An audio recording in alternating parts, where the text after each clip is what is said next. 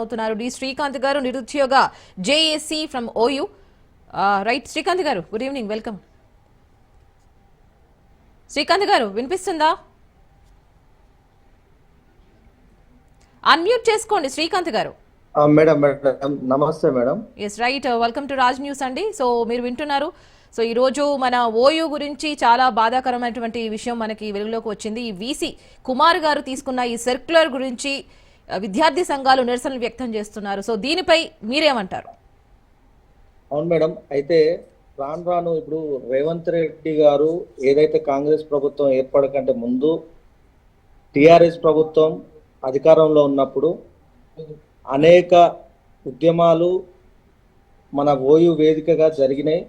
తెలంగాణ రాష్ట్రం ఏర్పడడానికి కూడా ఓయూ ముఖ్య భూమిక పోషించింది.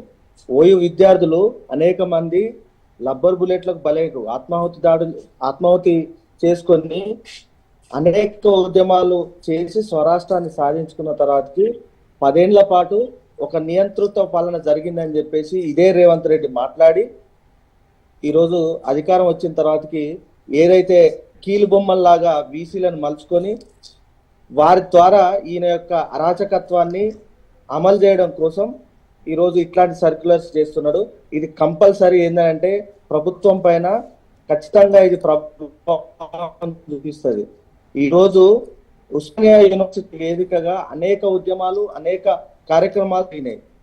ఈ రోజు ప్రాథమిక హక్కులను ఉల్లంఘనకు గురి అవుతున్నది. ఇప్పుడు ఒకడు నాకు అన్యాయం జరుగుతుందని చెప్పేసి చెప్పుకోవడానికైనా విద్యార్థి లోకం అంతా కలిసి మాట్లాడడానికైనా ఒక ఆర్ట్స్ కాలేజ్ వేదికగా అనేక మంది వాళ్ళ యొక్క ఆత్మ అభిమానాన్ని చాటుకోవడానికైనా వాళ్ళ యొక్క హక్కు చాటుకోవడం కోసం అనేక ఉద్యమాలు ఆర్ట్స్ కాలేజ్ వేదికగా చేసారు.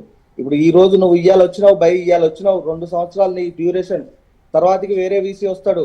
గతంలో ఇట్లనే నియంతృత్వ పాలన చేసిన రవీందర్ యాదవ్ కు ఏ పరిస్థితి వచ్చింది? అనేక విద్యార్థుల నుంచి అనేకమైన వ్యతిరేకతలు వచ్చినాయి. తద్వారా అది ప్రభుత్వం మీద ఎటుపడ్డది, ఓయూ ఎఫెక్ట్ పడి ప్రభుత్వమే కూలిపోయింది.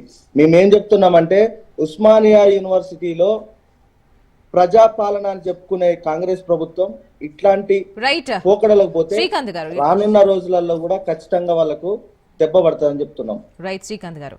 సో నా సురేష్ గారు విల్ కంటిన్యూ అండి.